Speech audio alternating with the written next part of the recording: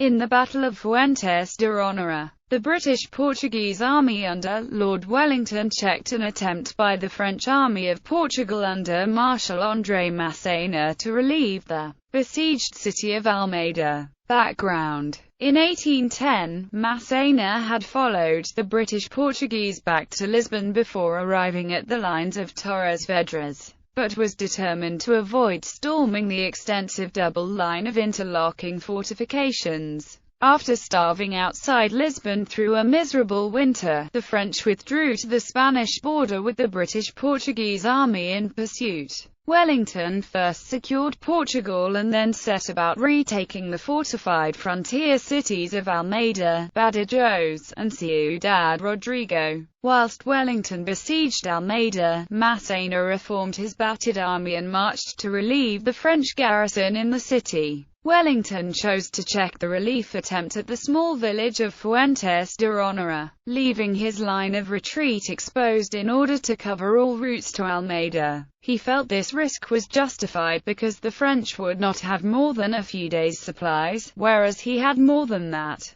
The British-Portuguese army had 34,000 infantry, 1,850 cavalry, and 48 guns. The French had 42,000 infantry, 4,500 cavalry, and 38 guns. Organization: the French army of Portugal. Massena's army was organized into 4 corps and a cavalry reserve. Louis-Henri Loaisson's 6th Corps had 3 divisions, led by Jean-Gabriel Marchand, Julien-Augustin Joseph Mermet, and Claude-François Ferry. In Jean-Andoche Junot's 8th Corps, only Jean-Baptiste Solinac's division was present. Jean-Baptiste Drouet's 9th Corps included the divisions of Nicolas-François Conroux and Michel-Marie Claparède. Louis-Pierre Count Montbrun headed the cavalry reserve. Jean Renier's 2nd Corps hovered off to the northeast, threatening Almeida with its 2 divisions under Pierre-Hugues Victoire Merle and Étienne Houdelet de Biraire. An 800-man cavalry force, comprising squadrons of the Allied Imperial Guard, Grenadiers à Cheval, and Empress Dragoons, was also present at the battle under the command of Marshal Jean-Baptiste Bessières. The reinforcements that Bessières brought were almost symbolic. Even though Massena had requested that he bring the entirety of his army corps into battle, the British-Portuguese army Wellington commanded 6 infantry divisions, Charles Ashworth's Independent Portuguese Brigade, and 3 cavalry brigades. Brent Spencer commanded the 1st Division, Thomas Picton the 3rd, William Houston the 7th, and Robert Crawford the Light Division. Stapleton Cotton commanded John Slade's and Frederick von Aronschuldt's brigades of cavalry. Edward Howarth supervised 4 British and 4 Portuguese, D'Acunha, Rosier's 6-gun batteries. William Erskine, Alexander Campbell, and 300 Portuguese cavalry under Count Babacena were detached, facing the French 2nd Corps. Battle. On 3 May, Massena launched a frontal assault against the British-Portuguese pickets holding the barricaded village, while bombarding the British-Portuguese on the heights east of the village with heavy artillery.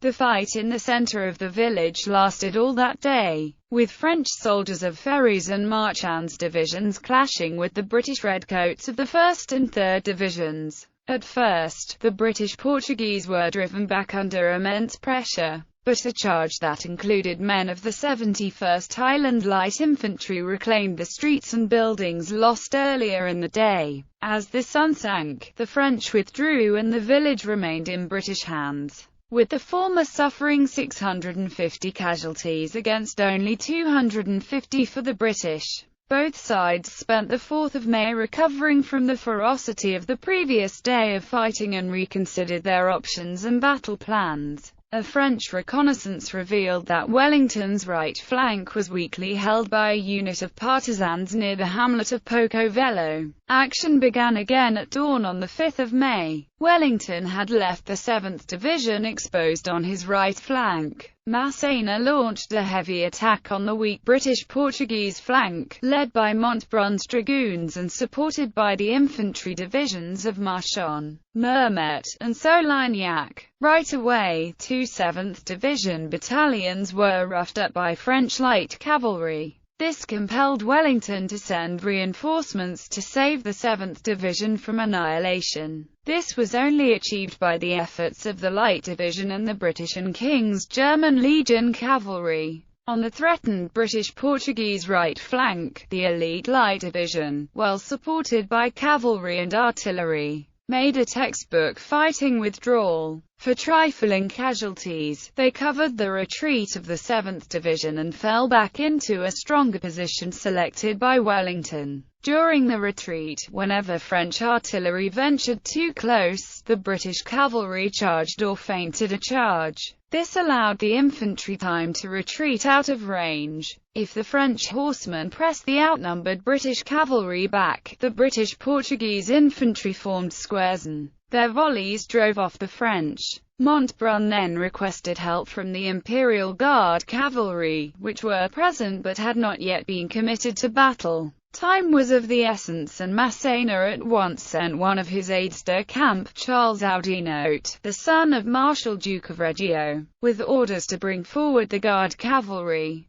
The young Oudinot hastily set off, and Massena was impatiently checking his watch, pressed to commit this cavalry to what he believed was a decisive action of the battle. Much to the General Staff's stupefaction, Oudinot was soon seen returning without any cavalry following him. As soon as he saw him, Massena furiously shouted from afar, "Where is the cavalry of the Guard?" Oudinot had encountered the Guard cavalry deputy commander, General Louis Lepic, who sharply refused to commit his men, saying that he only recognized the Duke of Istria as commander and that without explicit orders from its commander, the Guard horse, grenadiers and dragoons would not draw their swords. In a staggering display of treachery, Bessières was absent from the field of battle, needlessly inspecting a series of ditches where the French army had passed a few days before. Unable to find the commander of the Guard in time, Massena was forced to admit that the opportunity was lost. Two incidents spoiled this otherwise fine accomplishment for the British-Portuguese. One occurred when a British 14th Light Dragoon squadron pressed home a frontal attack on a French artillery battery and was mauled. In the second case, French cavalry caught some companies of the 3rd Foot Guards in skirmish order and inflicted 100 casualties. Massena, however, still aimed primarily to secure Fuentes de Oñoro. He sent forward mass columns of infantry from Ferry's division. The village, filled with low stone walls, provided excellent cover for the British line infantry and skirmishes, while the French were severely restricted in the little narrow streets. At first, the French had some success, wiping out 2 companies of the 79th Highland Regiment and killing the regiment's commander, Lieutenant Colonel Phillips Cameron. But a counterattack chased Ferry's men out of the town. Drouet launched a second attack on the town. This time, it was led by 3 battalions of converging grenadiers from the 9th Corps. With their old-fashioned bearskin hats, the grenadiers were mistaken for the Imperial Guard. Again, the British fell back. Drouet threw in about half of the battalions from both Conroux and Claparède's divisions, seizing almost the entire town. In response, Wellington counterattacked with units from the 1st and 3rd Divisions, plus the Portuguese 6th Caçadores, led by the 88th Connaught Rangers Foot. This broke Drouet's attack, and the tide began to turn. Low on ammunition, the French had to resort to the bayonet in a futile attempt to drive the British back. One party of 100 grenadiers was trapped in a tight spot and killed. Facing murderous volleys, the French halted and retreated back to the Dos Casas, leaving their casualties behind. By sunset, French morale had plummeted and many companies were down to 40% strength. The French artillery tried to bombard the new British line into submission, but they were outgunned by Wellington's cannons. Finally, with their artillery ammunition dangerously low, the French attacks came to an end. Wellington's men entrenched during the evening. After spending the next 3 days parading before the British position, Massena gave up the attempt and retreated to Ciudad Rodrigo. He was furious because Bessières had refused to fetch ammunition from the citadel. Consequences: Wellington had repelled the army of Portugal, inflicting a great number of casualties, and was able to continue his blockade of Almeida. The numbers of losses vary according to different sources, from 2,200 to 3,500 French compared to the loss of 1,500 British Portuguese, while another historian stated there were 2,800 French and 1,800 British Portuguese losses. However, he acknowledged how dangerous the situation had been, saying later, "If Boney had been there, we should have been beat." Indeed, Russian historian Oleg Sokolov noted that Wellington had committed a serious strategic error by following the French into northern Portugal, and that this decision could have had grievous consequences for the British Portuguese. Sokolov adds that, despite the various setbacks that he encountered before and during the battle, Massena was still able to check Wellington's position at Fuentes de Oñoro. Wellington himself did not mark the battle as a victory. He also considered that he had unnecessarily extended his line, putting the 7th Division and Light Division in danger. 2 nights after Massena's withdrawal, Antoine Brenier's 1,400-man French garrison of Almeida slipped through the British-Portuguese lines during the night. About 360 French troops were captured, but the rest escaped where their British pursuers ran into a French ambush.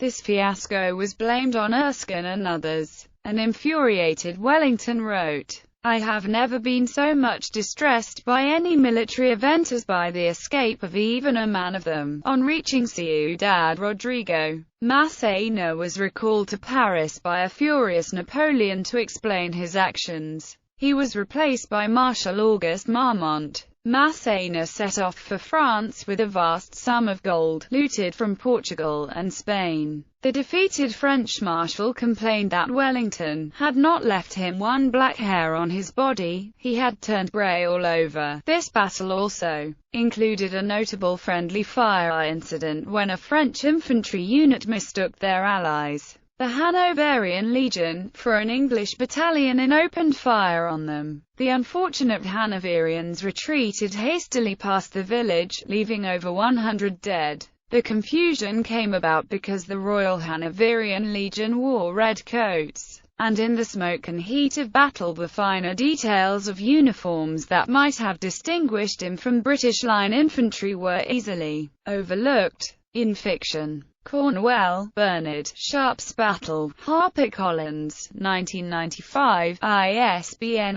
0-00-224307-5. The book includes most of the important events of the battle, and includes a vivid description of the superbly executed British right-wing withdrawal conducted under the Light Division's commander Robert Crawford. The novel has several fictional characters, but includes actual historic people, such as Wellington and Massena.